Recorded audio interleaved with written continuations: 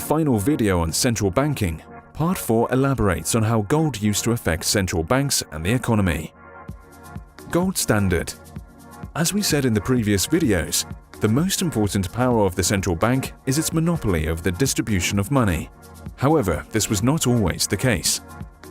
In the early part of the 20th century, when the gold standard presided over the world, central banks had to obey a law stating that a specific percentage of the existing money had to be backed with gold. In the United States, 40% of the total money supply was legally forced to be backed by existing gold reserves. So how did the gold standard work? The simple idea was that gold flows moved where the interest rate was higher, given that investors sought to gain as much as they could. This meant that when the interest rate is lower, large amounts of gold left a country. Outflows of gold meant that money supply had to be restricted.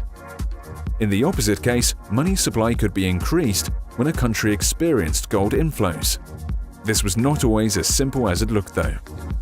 During the Great Depression, which lasted from 1929 to 1933, the gold standard had devastating effects. As interest rates were lowered to assist the economy, gold reserves fled the country, restricting money supply at a time when additional funds were needed more than ever.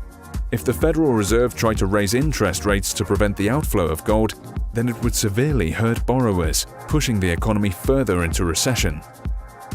Thus, either the percentage of gold backing would have to be lowered in order for the central bank to be able to issue more money, or the central bank would see its reserves depleted if enough citizens requested an exchange of their money for gold.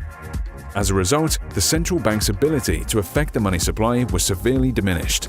During the Great Depression, citizen runs to exchange their money in return for gold caused great panics, social unrest, forced many banks to shut down, and led to a quadrupling of the unemployment rate.